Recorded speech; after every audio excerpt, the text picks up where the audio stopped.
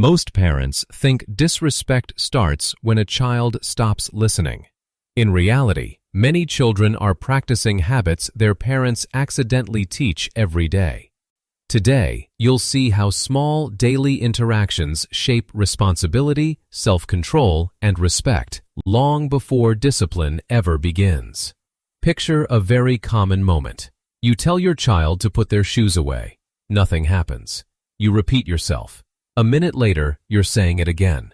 By the fifth reminder, your voice sounds completely different. The shoes finally move. You know you shouldn't have to raise your voice. You know repeating yourself isn't working, but you're tired. And getting through the day feels more important than figuring out why this keeps happening. Most parenting struggles don't begin with one big mistake. They grow out of hundreds of small interactions that seem harmless in the moment. A reminder here, a rescue there, a battle you don't have the energy to fight. The surprising part is children are always learning from these moments, not just from what you teach intentionally, but from what your reactions teach repeatedly. Understanding that difference changes how you see behavior completely. This is one reason Japanese parenting often produces children who appear calm, respectful, and self-disciplined, without relying heavily on punishment. The methods may look simple on the surface, but the lessons children absorb underneath are much deeper. Have you ever wondered, why do I have to say everything 5 times? Picture a very familiar morning. You ask your child to put their shoes away. The first time, nothing happens. You ask again, then again. Total silence. Eventually, your patience runs out. You raise your voice. Instantly, the child snaps into action. Most parents believe this strict tone is effective discipline, but in reality, a completely different psychological trigger is at play.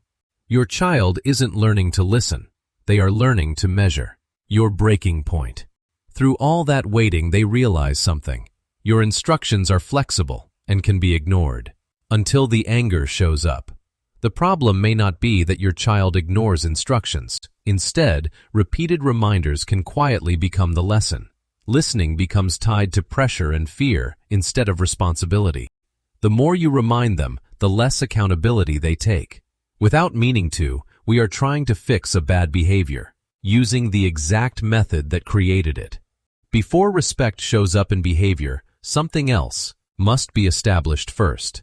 Many parents worry about making their child too dependent, but Japanese parenting focuses on the exact opposite, creating enough security first. Picture a very common moment. A toddler falls down. They run to you, reaching out for comfort, but you are busy. You quickly encourage them to brush it off and keep moving. You do this because you don't want them becoming too helpless. But in that exact second, the child's brain is asking just one question. Does my world feel safe? Emotional security is the foundation for a child's self-control. When the need for connection is ignored, it doesn't go away. It returns later as clinginess, attention-seeking, or constant resistance. Dependence early on is actually the path to healthy independence later. Children stop chasing reassurance once they already have it. Once children feel safe, they start focusing on something else. Children hear your rules, but they study your reactions. Picture a very typical moment. You strictly tell your child to speak respectfully to others, but later that same child hears you snap at a spouse, a cashier, or a family member. You might tell yourself, but I already told them that behavior isn't okay. In reality, your nervous system teaches before your words do. Observed behavior becomes the brain's default template for social interaction. Children mirror the emotional habits they see, not the moral values they hear. The problem is not that your child is ignoring your words. What feels normal at home quietly becomes normal inside your child. You cannot expect them to stay calm when they see you manage stress with anger. And those hidden lessons don't stop with behavior. They shape how your children see other people. Most corrections focus on stopping a behavior, but Japanese parents often focus on something else, expanding the child's awareness. Picture a very common scene. A child is talking loudly in a restaurant while other people are trying to eat. Your immediate reaction might be quiet right now. You just need them to stop immediately to avoid embarrassment. But respect begins when children learn to see beyond themselves. Instead of forcing a command, encouraging them to take another person's perspective strengthens social awareness and empathy. They need to notice how their actions impact the people around them. Without this skill, children remain focused primarily on their own personal wants. Rules matter much less when empathy starts doing the work. But awareness alone isn't enough. Children also need to experience outcomes. Helping feels loving, but sometimes it teaches dependency instead.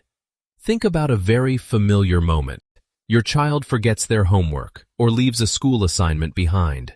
Out of love, you immediately drive it to school for them.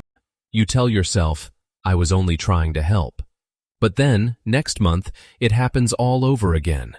In reality, the brain connects responsibility to whoever solves the problem.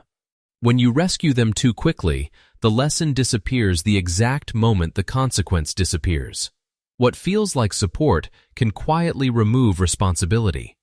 Accountability develops very slowly because the consequences remain entirely external instead of internal. If children are not carrying responsibility, what are they carrying into the future? Children do not become responsible by hearing about responsibility. They become responsible by practicing it. Watch a very familiar moment after dinner. One child clears their plate and helps out. Meanwhile, another leaves the table and simply waits to be served. Many parents often think, it's just faster if I do it myself. However, contribution builds identity long before it builds skill. Repeatedly helping out shapes a child's confidence and competence. Without this opportunity, children view family as a service rather than a shared responsibility. Useful children quietly become confident children. But a child's responsibility is tested most when they start to resist. Many power struggles begin with a boundary, but they continue because the battle itself becomes the focus. Have you ever wondered, why does every simple request turn into a fight? Picture a high-tension moment. It's time to leave the playground. Your child flat out refuses. You escalate your tone. Instantly, your child escalates their resistance. In that exact second, attention completely shifts away from the boundary and straight into the emotional conflict. Through these frequent battles, children learn a dangerous lesson, that persistence can actually change outcomes. But being firm is not the same as being forceful. A calm boundary always survives much longer than a loud one, which leads us to the deepest lesson of all. The moment your child loses control is often the moment they learn the most. Picture a highly emotional breakdown. Your child completely melts down right after hearing the word no. In that exact second, your only thought is, I need this meltdown to stop right now. But instead of escalating or snapping, you choose to stay present and remain calm. That softness is not weakness, it is instruction. In reality, children must borrow emotional regulation from you before they can build their own. Your child studies your reactions during their worst moments. When adults consistently lose control, a child's emotional regulation develops much slower. They cannot learn calmness from an angry reaction, which leads us straight to the final question. Most children are not learning discipline from what their parents teach directly. They are learning patterns from how everyday moments are handled. What looks like small reactions quietly becomes the long-term structure of their behavior. Some parents react to behavior as it happens. Other parents start noticing what behavior is being trained long before it appears. The difference is not effort, it is awareness inside the exact same daily moments. Your child is not becoming who you tell them to be. They are becoming what they repeatedly experience you doing. Think about one recent moment where you had to repeat yourself more than once.